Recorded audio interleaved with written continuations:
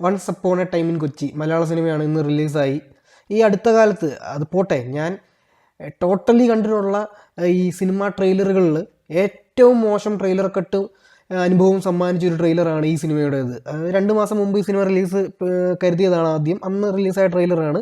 കഴിഞ്ഞ ആഴ്ച ഒരു പുതിയ ടീസറും കഴിഞ്ഞ ദിവസം ഒരു ട്രെയിലർ 2 ഇറങ്ങി. എനിക്കത് കാണാൻ താല്പര്യം തോന്നിയില്ല, അത് കണ്ടില്ല. പക്ഷേ ഇതിൻ്റെ ആദ്യത്തെ ഫസ്റ്റ് ട്രെയിലർ അതുമാത്രമേ ഉള്ളായിരുന്നിരുന്നു ആദ്യത്തെ ഇവർ റിലീസ് വെച്ചപ്പോഴത്തേക്ക്. ഫെബ്രുവരി 23-നാണ് ഇവർ ആദ്യം റിലീസ് വെച്ചത് മഞ്ഞുമ്മേൽ ബോയ്സിൻ്റെ കൂടെ. പിന്നെ സ്ട്രൈക്കൊക്കെ റിലീസ് മാറ്റിയതാണ്. അതൊന്നും നിങ്ങൾ പോയി കണ്ടു നോക്കും. വളരെ മോശം ട്രെയിലർ കട്ടാണ്. പക്ഷേ എന്നിട്ടും ഞാൻ ഫസ്റ്റ് ഡേ ഫസ്റ്റ് ഷോ തന്നെ ഈ സിനിമയ്ക്ക് പോയതിനുള്ള 2 കാരണം അത് 2 വ്യക്തികൾ തന്നെയാണ്. ഇതിൻ്റെ റൈറ്ററായ റാഫിയും ഡയറക്ടറായ നാദിർഷയും.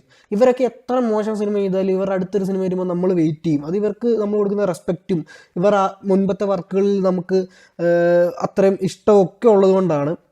അപ്പോൾ അങ്ങനെ once upon a time in Kochi trailer അത്ര മോശമാണെന്ന് പറഞ്ഞാൽ പോലും സിനിമ നന്നാവുന്ന ഒരു ചെറിയ പ്രതീക്ഷ ഉള്ളതുകൊണ്ടാണ് കയറിയത്.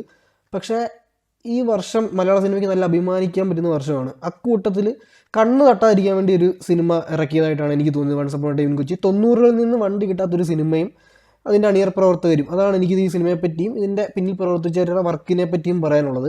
ആദ്യം തന്നെ നാദിർ ഷാ എവിടെ തുടങ്ങിയ മനുഷ്യനാണ്. ഇപ്പോൾ പുള്ളിയുടെ ഡയറക്ഷൻ കരിയർ നോക്കുമ്പോൾ വിഷമം വരുന്നു. പുള്ളി കഴിഞ്ഞ ഒരു ഇൻ്റർവ്യൂവിൽ പുള്ളിയുടെ എല്ലാ വർക്കും പ്രോഫിറ്റാന്നൊക്കെ പറയുന്നുണ്ട്. പ്രോഫിറ്റ് ആയിട്ടെന്ത് കാര്യം, അത് ഓക്കെ, ഒരു സൈഡിൽ അത് ഓക്കെ. പക്ഷെ കാണുന്ന പ്രേക്ഷകർ കൂടി നിങ്ങൾ നിർമ്മാതാവിന് കൊടുക്കുന്ന റെസ്പെക്റ്റ് കൊടുക്കണം. പിന്നെ റാഫിയെ പറ്റി പറയാനാണെങ്കിൽ ഫീൽഡിൽ ഇല്ലാത്ത തൻ്റെ മകനെ കൊണ്ട് നായകനാക്കി ഫീൽഡ് ഔട്ടാക്കി വിട്ടു. റൈറ്റിംഗ് വളരെ മോശം. റാഫിയുടെ മകനായ മുബിൻ റാഫിയാണ് ഈ സിനിമയിലെ ഹീറോ. കുഴപ്പമില്ലായിരുന്നു, മോശമില്ലാത്ത രീതിയിൽ ചെയ്തിട്ടുണ്ട്. ദേവിക സഞ്ജയ് ആസ് യൂഷ്വൽ കുഴപ്പമില്ലാതെ ചെയ്തിട്ടുണ്ട്. അർജുൻ അശോകനായിരുന്നു ഈ സിനിമയിൽ എനിക്ക് ആകെയുള്ളൊരു ആശ്വാസം. പുള്ളിയും കൂടി ഇല്ലായിരുന്നു ഞാൻ ചിലപ്പോൾ ഇറങ്ങിപ്പോയേനെ. റിവ്യൂ ഉണ്ടെന്ന് പറഞ്ഞാൽ പോലും ഞാൻ റിവ്യൂ ചെയ്യാതെ ചിലപ്പോൾ ഇറങ്ങിപ്പോയേനെ. പിന്നെ ബാക്കി എല്ലാവരും ഇപ്പോൾ ഷൈൻ ടോം ആയാലും കുറേ പേരുണ്ട്. ചുമ്മാ നാദിർ ഷാ റാഫിയൊക്കെ ഉള്ളതുകൊണ്ട് വരുന്ന ഓരോ ഫ്രെയിമിലെ ഓരോ ആൾക്കാരും മലയാള സിനിമയിലെ സപ്പോർട്ടിങ് ആർട്ടിസ്റ്റുകളാണ്. ഈ സിനിമയിലെ കോമഡികൾ ഒരു ത്രില്ലർ സ്വഭാവമുള്ളതാണ്. Thriller plus dark comedy.